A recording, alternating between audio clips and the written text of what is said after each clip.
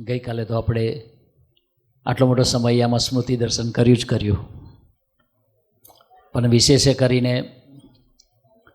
આજે ફરીથી દર્શન સભા રાખી જે થાણા અને મુલુંડના ભક્તો માટે હતી, પરંતુ સાથોસાથ દર્શન એટલા માટે છે કે સ્પિરિચ્યુઆલિટીની પીક શું છે.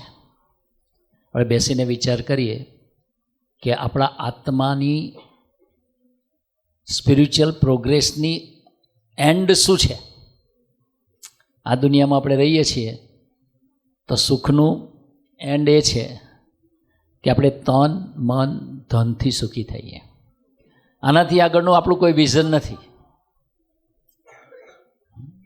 આપણે વિઝન એટલે શું કે આપણે રસ્તામાં જતા હોય અને ઉકરડા જેવી ગંદી મોટી જગ્યા આવે તો આપણે મોઢું ફેરવી લઈએ અને મોઢા પર રૂમાલ મૂકી દઈએ કે યાર ગંધ આવે છે. પણ ત્યાંથી કોઈ બિલ્ડર પસાર થાય તો એને 50-50 માળના 4 ટાવર દેખાય, કારણ કે એનું વિઝન છે. એમ આપણે કેવા છે એનું ખબર નથી, કે આપણું વિઝન કાંઈ ખબર નથી. આપણને તો એવું લાગે કે એક સારું ઘર થાય, સારું પરિવાર વસે, સારા બાળકો હોય, સારી પત્ની હોય ને સારા રૂપિયા હોય, ઘરમાં સારું ગાડી હોય અને સારું સામાજિક જીવન જીવીને જિંદગી પૂરી કરીએ. આનાથી આગળનું આપણું કોઈ વિઝન નથી. પણ ભગવાન અને મોટા પુરુષનું વિઝન જુદું છે કે આપણને ગ્રહણ કરે છે તો શું કરે છે એમ. તો એને આ લોકનું કશું જોઈતું જ નથી. એ આ દુનિયાના પુરુષ છે પણ આ લોકના હોવા છતાંય એ આ લોકની કોન્શિયસમાં આપણી જેમ જીવની જેમ નથી રહેતા. એ જીવમાંથી શિવ બનાવવા માટેનો પ્રયત્ન કરે છે. એ એમનું નિરંતરનું વિઝન છે કે આપણે અક્ષરધામને પામીએ. તો વ્યક્તિ તનથી મનથી સુખી, કદાચ ધનથી. ભગવાનને મોટા પુરુષ મળ્યા છે એટલે આપણી પ્રગતિ તો આમ ઉપર જ જવાની છે, નીચે નહીં જાય કોઈની. તનથી ગણો, મનથી ગણો, બુદ્ધિથી ગણો, પૈસાથી ગણો, બધી જ સાનુકૂળતા એ કર્યા જ કરવાના છે. પરંતુ અંત શું આવશે તો કે અંત જ્યારે ભગવાન અક્ષરધામમાં તેડી જશે ત્યારે અક્ષરધામને વિશે ભગવાનની મૂર્તિના દર્શન. અને એ દર્શનમાં એવું છે કે ભક્ત એવું વિચારે છે કે હું સુખ લૂંટ્યા જ કરું અને ભગવાન એવું વિચારે છે કે હું સુખ લૂંટાવ્યા જ કરું. સ્વામી કે Akshardham is nothing but the unending war between devotees and God. Means આપણે કોઈને પૂછીએ કે 100માંથી 100 જાય એટલે કેટલા રહે, તો કહે છે 0. પણ અક્ષરધામની ભૂમિકા એવી છે કે 100 - 100 ઇઝ ઇક્વલ ટુ 100. એ કે આ કયું મેથેમેટિક્સ છે? મતલબ સ્વામિનારાયણ ભગવાને કીધું છે અનંત મુક્તો, અનંત એટલે ઇન્યુમરસ, અનંત મુક્તો અનંતકાળથી, અનંત મુક્તો અનંતકાળથી અનંત સુખ એ ભગવાનની મૂર્તિમાંથી લે છે, છતાં તસું માત્ર એ સુખ ઓછું થયું નથી. That is call 100 - 100 is equal to 100. તો પહેલી વાત છે કે દર્શન એક ક્લાઇમેક્સ અવસ્થા છે. તો ગઈકાલે આપણે સમયો કર્યો, ભગવાનને મોટા પુરુષને તો ક્યાં આવે, પોતાની મૂર્તિનું સુખ આપવું એ સિવાય એનો કોઈ પ્રોજેક્ટ જ નથી આ ધરતી પર આવીને. પણ આપણને લેતા નથી આવડતું એટલે આપણે જુદા જુદા માધ્યમોથી લઈએ છીએ અને એ આપણને સાથ આપે છે. છેલ્લા 3 વર્ષથી ગુરુહરિ આપણી વચ્ચે પધારે છે. 2023માં આવ્યા, 2024માં આવ્યા અને આ વર્ષે 2025માં આવ્યા. તો 72 વર્ષની કોઈ વ્યક્તિ, તમને વિચરણ ખબર ના પડે સવારથી સાંજ સુધી. આપણે તો ખાલી થોડુંક જ 5 જ મિનિટના સ્લોટમાં લાભ લઈએ છીએ. પણ સવારથી સાંજ સુધી તમે 72 વર્ષની વ્યક્તિ છે ટ્રાવેલ કરે તો તમને ખબર પડે કે કેટલો થાક લાગે, કેટલું બહુ અનકમ્ફર્ટ લાગે બોડીને.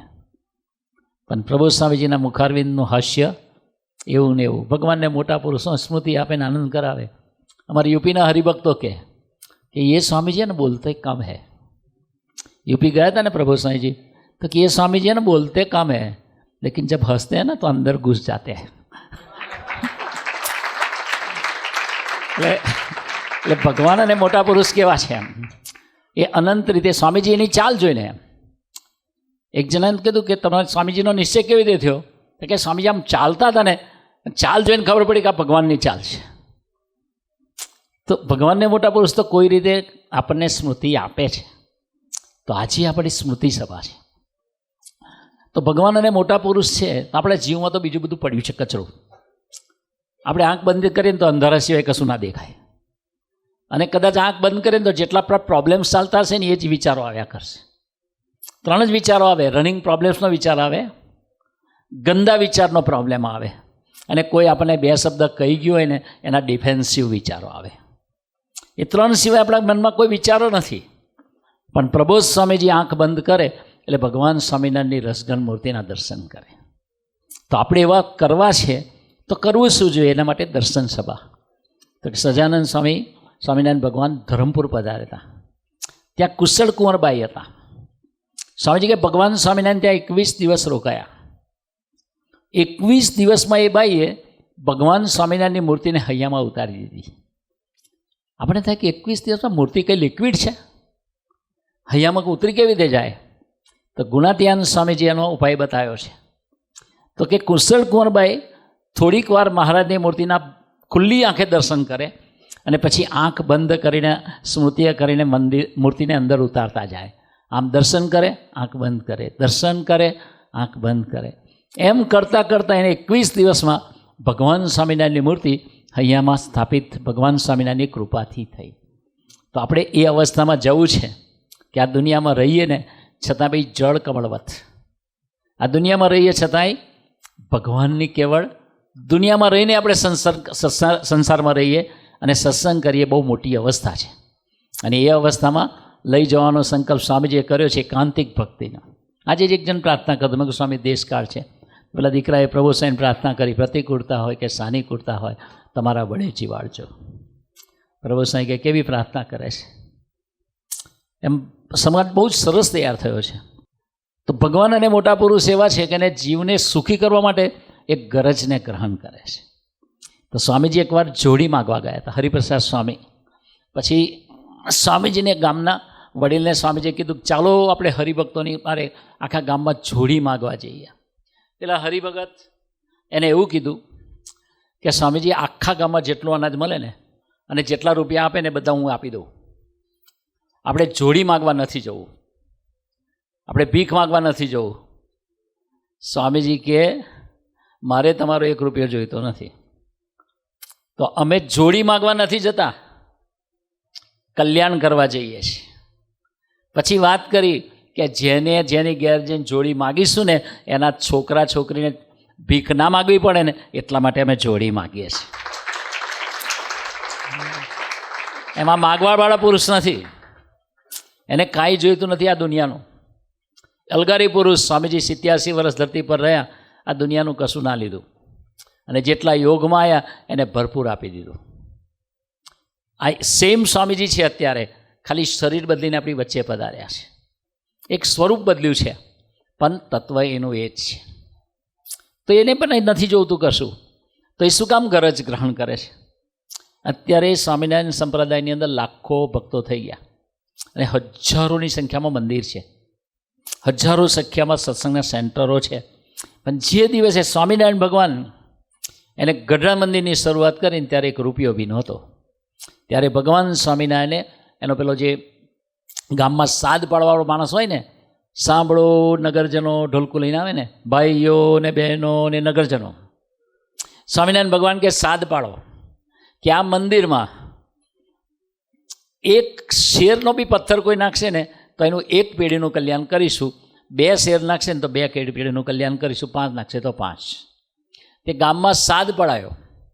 તે અહેમદ કરીને એક મુસલમાન દીકરો હતો, 15-20 વર્ષનો, 15-1 વર્ષનો છે. એને આ સાંભળ્યો સાદ, એટલે એને થયું કે ચાલો કલ્યાણ તો કેટલું સસ્તું છે, મારા બાપ દાદાઓ કબરમાં સૂતા છે પણ એનો આત્મા ક્યાં હશે, એનું રૂડું કેમનું થશે? એટલે બિચારો ગયો નદી કિનારે ગેલામાં અને ત્યાંથી એક પથ્થર ઉખાડીને લઈ આવ્યો. એ ભગવાન સ્વામિનારાયણ મંદિર ચલાતું હતું, તે બાજુમાં ખુરશી નાખીને બેઠા હતા, પણ એક બાજુમાં કમાન્ડ રાખેલી પેલી તોલવાની. તે પેલો એક દીકરો આવ્યો અહેમદ, સ્વામિનારાયણ ભગવાનને કીધું મહારાજ આ, તો કે તે વજન કર. તે વજન કર્યું, તો 21 શેર વજન થયું, 10.5 કિલો. એને ભગવાન સ્વામીને એને પૂછ્યું કે મારી કેટલી પેઢીનું કલ્યાણ? મહારાજ કે કેટલું થયું? હિસાબ સીધો છે. તો કે 21 શેર. બસ તો 21 પેઢી સુધીમાં તારા જેટલા બી ફોર ફાધર્સ હશે એ બધાને અમે અક્ષરધામ બેસાડી દઈશું. હવે આ ગરજ એ પથરાની અંદર અમે કલ્યાણ કામ આપે તો મનુષ્ય થોડો આપી શકે? આ થોડા ડાયલોગબાજી છે. આ લોકોને થોડું કે 1:1000 એ મુલુંડમાં હતું ને, પેલું કયું કોર્પોરેશન હતું એકના ડબલ કરીને આપતું હતું? સૌરસ ટોરસ ને બીજું હતું એક સાઉથ ઇન્ડિયન નામનું. બહુ બધાના કરોડો રૂપિયા ઉઠાવ કરી ગયા. અહીંયા બેઠેલા બધા જ વ્યક્તિના જીવમાં પ્રતીતિ છે. હું ખાલી તમને પ્રશ્ન પૂછું છું, જ્યારથી સત્સંગમાં આવ્યા ત્યાર પછી તમારો વ્યવહાર સુધર્યો હોય કેટલા જણ છે? તો આટલા બધા તો પ્રૂફ છે. આ વાત કન્વિન્સ કરવા માટે નથી, આપણી જાતને સમજાવવા માટે છે કે ભગવાન અને મોટા પુરુષ ગરજુ થાય ત્યારે આંખ બંધ કરીને પડતું નાખવાનું. કારણ કે પુરુષ આ લોકના નથી. ગુણાધ્યાન સાહેબ કીધું પેલા ભગતની ઘેરથી આપણે લોટ લઈ આવો આપણે રોટલા માટે. તો હરિભગતે કીધું કે સ્વામી એની ઘેરથી તો 2 દિવસથી લોટ આવે છે ને આપણે રોટલા કરીને જમીએ છીએ, હવે કોઈ બીજાને ચાન્સ આપીએ કારણ કે પેલો બહુ ગરીબ છે. ગુણાધ્યાન છે કે મને ખબર છે એટલે જ માગું છું, એનો લોટ લઈ આવો. પછી લોટ લઈ આવ્યા અને ગુણાધ્યાન છે લોટ લઈને ફાંકો માર્યો અને પછી એવું બોલ્યા કે અમે આ લોટ નથી ફાંકતા પણ પેલા હરિભગતનું દારિદ્ર ફાંકીએ છીએ. તો આપણા એવીએમ સ્કૂલ છે ને ત્યાં બી સ્લોગન હતું, માટી મૂકી જાઓ મૂર્તિ લઈ જાઓ. માટી મૂકી જાઓ મૂર્તિ લઈ જાઓ. એમ આવા પુરુષ છે એ માટીના સાથે સોનું આપે એવા છે. આપણે વાત એટલી જ કરવી છે કે આપણે ગરજ રાખીને 1:1000 તો મહારાજ કરે છે. બ્રહ્મવિહારી સ્વામી 2018માં સમય હતો ત્યારે આમંત્રણ આપવા ગયા હતા અને સેવા માટે ગયા હતા. સ્વામીજીની એક રીતિ છે કે સેવા છે તો પરોક્ષના હરિભક્તોમાંથી મટીરિયલ ઉઘરાવી અને આપણે સમયો કરવો જોઈએ. કેમ કે જે આપે ને એનું રૂડું થાય. તે એક જગ્યાએ ગયા સેવા લેવા, પછી એને બેસાડ્યા, બધી વાત કરી, આમંત્રણ આપ્યું. પછી કીધું શું છે સ્વામી? તો કે હરિપ્રસાદ સ્વામીનો પ્રાગટ્ય દિવસ અમે ઉજવીએ છીએ અહીં તેલાવની ધરતી પર સાણંદની બાજુમાં. તો એમાં કંઈક સેવા આ પધારજો તમે ને કંઈક સેવા થાય તો કરો. તો કે શું સેવા કરે? તો કે આમ તો ચોખાની વાત છે. એમને ચોખાનો વિચાર આવે, બાકી તો જુઓ તો બધું ને સમય એમ ચોખા એકલા થોડા ખાય છે, બધું જ જોઈએ. ઘી બી જોઈએ, તેલ બી જોઈએ, લાડુ બી જોઈએ, રોટલી બી જોઈએ, શાક બધું જ જોઈએ. તો કે ચોખા? તો કે સારું, કેટલા ચોખા લાગશે? આપણે કલ્પના નહીં ને, આપણે કહીએ કે 1 ગુણના આટલા. પેલો કે નહીં, કેટલી ગુણ ચોખા વપરાશે તમે ખાલી માપ કહી દો. એટલે એને હરિભગત સ્વામીને પૂછીને કહ્યું કે આટલા ચોખા લાગશે. પેલા ત્યાં જ બેસીને કહ્યું કે બાસમતી મોકલાવું કે પેલા ગમે તે? તો કે ભલે વાંધો નહીં. પેલાએ ફોન કરીને કહી દીધું એક પાર્ટીને કે આ ટ્રક ભરીને ચોખા તેલાવની ધરતી પર સમયો ચાલે ત્યાં પહોંચાડી દો. પછી બ્રહ્મવિહારી સ્વામી પૂછ્યું કે સાહેબ અમે પહેલી વાર તમને મળીએ છીએ અને આખા ટ્રક ભરીને તમે ચોખા આપો છો, તો તમે કોઈ રીતે યોગમાં છો શું છે એમ? તો કે મારું જે કાંઈ છે ને હરિપ્રસાદ સ્વામીનું છે એમ. તો કે કેવી રીતે એમ? ત્યારે એને કીધું કે અમે અંકલેશ્વરની અંદર રહેતા હતા અને ત્યારે હરિપ્રસાદ સ્વામી એક સત્સંગીને ઘેર આવ્યા હતા અને ત્યાં સત્સંગીએ સમયો હશે તો સત્સંગીએ સ્વામીજીને સેવાનું પૂછ્યું અને સ્વામીજીને સેવા આપી. તો કે મારા મધર છે ને કે દૂર ઉભા રહીને દર્શન કરતા હતા. એટલે બેનને કહ્યું કે સ્વામીજીને કંઈ સેવા આપી છે? અમે બધા આપીએ છીએ. પેલા બેનની આંખમાં આંસુ આવી ગયા કારણ કે એની પાસે કશું જ નહોતું. પછી એને યાદ આવ્યું કે નાકમાં કંઈક પેલું સોનાનો તાર જેવું હોય ને 5 ગ્રામનું જેવું, તો આટલું છે. તો કે મારી મમ્મીએ તે વખતે જ કાઢીને ધોઈ અને પછી સ્વામીજીને અર્પણ કર્યું હતું. તે દિવસે સ્વામીજી સંકલ્પ કર્યો હતો આજે આખા ઇન્ડિયામાં એક મોટું સિટી એવું નથી કે જ્યાં મારી બિઝનેસની ઓફિસ ના હોય. શું લીધું ને શું આપ્યું? શું લીધું ને શું આપ્યું? વાત એટલી કરવી છે કે આ પુરુષ તો એવા છે કે કદાચ આપણે આપીએ ને તો આપણા જીવમાંથી લોભ કાઢી નાખશે. લોભ સંકલ્પ નહીં ઉઠવા દે, વ્યવહાર ચાલશે પણ લાવ કમાઓ કમાઓ, મરું આ ઇન્ડસ્ટ્રી પેલી ઇન્ડસ્ટ્રી, આ ધંધો પેલો ધંધો, 10 કમાઓ, કરોડ કમાઓ, 5 કમાઓ, એ બધો હાઈવે કાઢી નાખશે. અંતરમાં એકવાર શાંતિ પ્રગટાઈ દેશે કે મારા મહારાજ જે આપે છે ને એ જ મારો પ્રસાદ છે અને એ પ્રસાદ રાખીને આપણે જીવીએ છીએ. એ કક્ષાની નિષ્ઠામાં લઈ જશે આપણને. એટલે આપણે વધારે વાતો કરવી નથી એમ. પણ સ્વામીજી એક તો કેવા જ છે, કેટલા 1,1000 ગણું આપે છે. 2009ના સમયની 2004માં તો એક હરિભગત આવ્યા જીન્સ પેન્ટ ને એવું તેવું પહેરીને. એ તો દર્શન કરવા આવ્યા હતા, સત્સંગીના જમાઈ થતા હતા. રિક્ષા ચલાવતો હતો ભગત વ્યક્તિ, પણ જેવો ઊભો થયો ને તો ખિસ્સા પેલા જીન્સમાં પૈસા ને તો કાઢ્યા ધીરે આખું બંડલ. અને સ્વામીજીને કીધું કે આ સ્વામીજી કોને આપવાના? એટલે મન થયું ખાચી નોટ હશે. 51,000 રૂપિયા સીધા રસિકભાઈને આપી દીધા. રસિકભાઈ બાજુમાં લખતા હતા. એટલે મને જિજ્ઞાસા થઈ કે હા લાયો કઈથી આ? એટલે હું ધીરે રહીને પત્યું કોઈનું એટલે બહાર ગયો. મેં કહું લાલ તમે ક્યાંથી લાયા આ પૈસા? તો કે યાર હું તો મારી રિક્ષા તૂટું થઈ રહી છે, એટલે એક જણ પાસેથી લોન લઈને આવ્યો છું હમણાં. કે મેં કહું હવે રિક્ષા? તો કે પેસેન્જર ક્યાં કહે છે કે જૂની છે કે નવી? એને તો જવા તે મતલબ છે ને, રિપેર કરાવી દઈશ. પણ ભગવાન અને મોટા પુરુષ કહેવાય. એક જ દિવસ પણ એ જ રાતે એ હતી ફરવા નીકળ્યા, ચાલવા. તે બંગલાની સ્કીમ બનતી હતી, એમાં બંગલો જઈને ઊભા રહી ગયા. પછી બંનેને વિચાર એક સાથે આવ્યો કે આપણો બંગલો હોય તો આવો. એ બધાને અંતરદ્રષ્ટિ થઈ કે વો દિન કહા કે મિયા કે પાવ મેં જૂતી. આવા બંગલાના આપણે સપના ના લેવાય. આપણે 1,500-1,200 રૂપિયાનું ભાડું માંડ આવે છે. રિક્ષામાં માળ 100 રૂપિયા કમાઈએ છીએ. ચાલો કે આપણે આવા સંકલ્પ ના આવડે એમ કંઈ ઘરે જતા રહ્યા. ઘરે ગયા ને રાતને સુવા ગયા ને તો 12 વાગ્યાની આસપાસમાં એના એક ફ્રેન્ડનો ફોન આવ્યો કે જગદીશ તું અત્યારે આવો. એટલે પછી ગયા એ ત્યાં. તો કે બોલ શું છે? તો કે બસ તું ના પાડીશ, મને પ્રોમિસ આપ. તો કે છે શું પણ? તો કે ના તું મને પ્રોમિસ આપ. તો કે હા બોલ. તો કે 25 લાખ રૂપિયા લઈ જા. તો કે એનું હું શું કરું? તો કે તારે ધંધો કરવો હોય તો ધંધો કર, ઘર લેવું હોય તો ઘર લે, ગાડી લેવી હોય તો ગાડી લે, પણ તું મારે ઘેરથી લઈ જા. પેલો કે મારાથી પાછા નહીં અપાય. તો કે મેં ક્યાં માગ્યા? હું લેવા માટે આપતો જ નથી, તને આપું છું, જા. પેલો કે મારથી ના લેવાય યાર, મારા ઘરમાં 25 લાખ રાખવાની જગ્યા જ નથી, કબાટ જ નહીં, મૂકીશ ક્યાં? તો કે ના લેવું જ પડશે. ત્યાં કસમ ખાતી હતી. લઈ ગયા ને ઘરવાળાને આપ્યું કે લો પછી શું છે પાર્સલ? તો કે શું છે? તો કે આ કેશ છે. તો કેટલી? તો કે 25. તો કે 25,000? 25 લાખ. એટલે બેન કે ગરમ થઈ ગયા એની પર. આ લઈ જાઓ, હરમના પૈસા આપણા ઘરમાં નહીં ઘાલવાના. અત્યારે લઈ જાઓ, આપણે કશું નથી જોતું, પાછું આપી આવો. પાછું આપવા ગયો રાતે 1 વાગે 2 વાગે.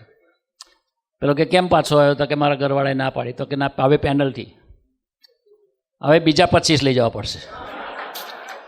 આપણે થાય ને કે ખુદા દેતા હોય તો છપ્પર ફાળ કે દેતા હોય, નહીં તો વજન કરાવે બરાબર. હવે 50 લાખ આપ્યા ને બરાબર, પણ ક્યાં લીધા વગર જવાનું નહીં. ને રડે હસબન્ડ વાઈફ આપવાવાળા. એ માળ ઘરે આવ્યા તો જે બંગલો સાંજે જોયો હતો એ બંગલો 35 લાખમાં લીધો અને 15 લાખ બચ્યા. એમાંથી ધંધો શરૂ કર્યો. આજે એ બંગલાની કિંમત 6.5 કરોડ રૂપિયા છે. અને એની પાસે જે ધંધો ચાલુ કર્યો તો 200 ગાડીઓ છે. યુઝડ ગાડીની ધંધો જ કરે છે. 200 ગાડીઓ એની પાસે છે. એનો દીકરો ડબલ માસ્ટર્સ થઈ ગયો. બીજું માસ્ટર્સ યુએસમાં વોશિંગ્ટનથી કર્યું ને અત્યારે ત્યાં અમેરિકામાં H1 પર જોબ કરે છે, NGOમાં. અને એની ડોટર લંડનમાં માસ્ટર્સ કરવા ગઈ છે. આ તો લૌકિક વાત કરી. પછી બંગલો વેચવાની વાત કરી. મને કે સ્વામીજીને પૂછીને બંગલો વેચી દે. મેં કેમ? તો કે ઘરમાં સાપ ને વીછી નીકળે છે, છોકરા નાના છે. સ્વામીજીને બધું વેચે. સ્વામી કે શું કામ છે? તો કે સ્વામી આ મેં કહું છોકરાઓ છે ને સાપ ને વીછી નીકળે છે, બાજુમાં પેલો ખુલ્લો પ્લોટ છે ને બંજર જેવું. સાહેબ કંઈક ભલે ને સાપ નીકળતો ને વીછી, તારા બાપનું શું જાય છે? મેં કહું મારા બાપના છોકરા છે એને કરડશે તો? મેં કહું તમે બિઝી હશો, લેવા નહીં જાઓ તો ચાલશે એને, પણ કદાચ કંઈ સ્વામી કે સાપ નીકળે કે સાપનો બાપ નીકળે, વીછી નીકળે તો વીછી નીકળે, આપણા છોકરાઓને નહીં કરડે. જા, હવે કેટલી તાકાત. આ વાત આપણે વધારાની કરતી તો એટલી જ વાત કરવી છે કે ગિરધારી કોઈનું માથે રાખતા જ નથી. આજે સંકલ્પ કરવાનો છે. આજે 2 લાખ ભક્તોનો સમયો કર્યો આપણે, તો હજુ નહીં આવે એવા કેટલા બધા છે. તો એ બધા ક્યાં બેસશે, ક્યાં સત્સંગ કરશે? અને કલ્યાણ હંમેશા મોટા પુરુષને આધીન છે, સંસ્થા કે સેન્ટરોના આધીન નથી. કલ્યાણદાતા પુરુષ જ્યાં હાજર હોય ને ત્યાં કલ્યાણ હોય, પણ બેસવા માટે સ્થાન જોઈએ. તો એના માટે આપણે બધાએ સંકલ્પ કરેલો ગઈ સાલ કે આજે ગુરુહરિના ચરણોમાં સંકલ્પ કરવો છે કે આ પાર્કે પેલે પાર છેલ્લો જન્મ કરવો છે અને ભગવાનને મોટા પુરુષના હૃદયમાં ઘૂસી જવું છે, અને રાજી થઈ જાય તો બધું જ આપી, આધ્યાત્મિક પણ આપી દે એમ. પણ આપણે સ્વામીજીએ સંકલ્પ 91માં કર્યો તો બેંગ્લોરમાં, ગઈકાલે વાત કરી હતી ને કે મેં મારા કાર્યની શરૂઆત કરીશ તો હું ઘાટકો પર તો ખાલી 1 લાખ ઘાટકોમાં 300 યુવકો હશે. તો કાલે આપણે દર્શન કર્યા કે 4000થી વધારે ભક્તો સમયમાં પધારી ગયા. તો આપણે એ 4000માં ઊભું નથી રહેવું. મિશન ડબલ એટલે 8000. મિશન ડબલ એટલે આપણા કામ ધંધા પછીનો જે સમય છે એમાં સેવા, ભજન અને કથા વાર્તા 3માં જ કાઢવાનો છે. આપણી 10 કલાકની જોબ પતી ગઈ, બાકીના 6 કલાક મળે છે આપણને. 8 કલાક જમવા આરામ કરવાના છે. એ 6 કલાક દરમિયાન આપણે યુવક સેવા કરવી છે. મેસેજ પહોંચાડો. હમણાં વાત ના કરી કે તમે હરિપ્રસાદ સ્વામીના છો, કે તમે ક્યાંથી ઓળખો? તો કે હરિપ્રસાદ સ્વામી અહીં પ્રસંગ કીધો, અને પેલા ધવલભાઈ છેક ઇન્ટિરિયરમાં કોઈ આમંત્રણ આપવા દીકરાઓને ગયા હતા સભાનું, તો કે હરિપ્રસાદ સ્વામીના અમરીશો, તો કે હા. તો કે તમે કેવી રીતે ઓળખો? તો એને ઓટલો બતાવ્યો, 2 બાય 2નો ઓટલો છે. તો કે હરિપ્રસાદ સ્વામી અહીંયા વર્ષો પહેલાં આવ્યા હતા અને આ ઓટલા પર બેસી અને અહીં નાનકડી સભા કરી હતી, એટલે હું ઓળખું છું. સ્વામીજી કેટલો દાખલો કરે. ક્યાં આપણે જ નથી ઓળખતા, પણ સ્વામીજી પહોંચી ગયા છે. એમ આપણે બધા સ્વામીજીના કાર્યમાં સર્વોપરી નિમિત્ત બનવું છે. તો આજે સંકલ્પ કરીએ કે દર્શન જે કરીએ છીએ એ દર્શન અમારું પરમેનન્ટ કરી આપજો. મૂર્તિ પેલા યુપીવાળાએ કીધું ને, બોલતે કમ હે લેકિન હસતે ને તો અંદર ઘૂસ જાતે. આપણે એવું કહેવાનું અંદર ઘૂસને કે બાદ બહાર નીકળના નહીં.